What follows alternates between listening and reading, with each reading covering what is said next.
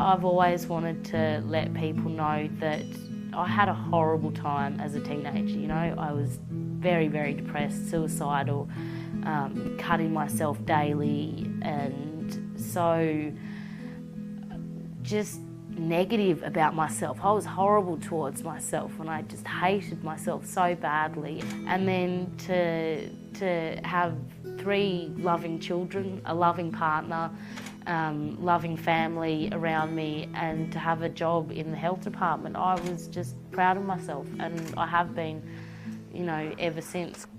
It's given me a whole new lease on life to go through what I've gone through, and it was a horrible, you know, I look back at it and think, oh gosh, how horrible my life was.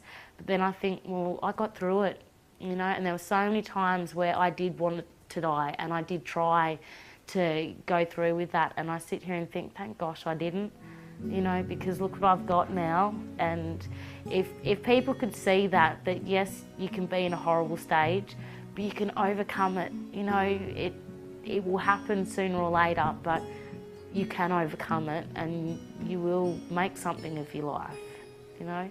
It's just, yeah, it's hard.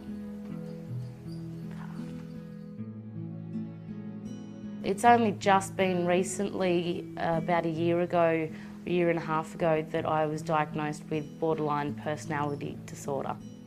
Borderline, you sort of feel quite unloved, you seek a lot of attention. You also have sort of very highs and lows, so it's a lot like bipolar disorder. So you get very high, you get very low. I get very bad anger issues, but then I can go straight down into a depression cycle where I can't seem to get out of it. And so people have said, don't tell people you've got borderline personality disorder, because it just comes across as really crazy. And I think, but that's who I am.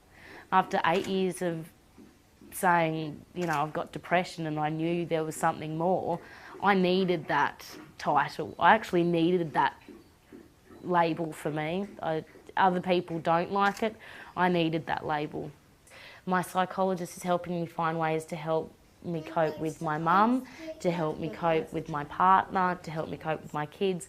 And then when I do want to go back into the workforce, she wants to help me sort of find ways of coping around that. And I didn't ever think that that's all it needed, was just a bit of help from someone to sort of go, well, this is how we're going to cope with this situation, this is how you're going to cope with that sort of person, and this is how you're going to cope when you get like in this sort of mood or in that sort of mood. And it's a huge help to have that. People that don't have a mental illness and they see people with a mental illness as just being hurtful and can do crazy things, can just be out of the ordinary, and I don't know, like it's contagious perhaps, but you still just, someone loves you and someone cares for you, and you know, in someone's eyes you're the most wonderful, perfect person.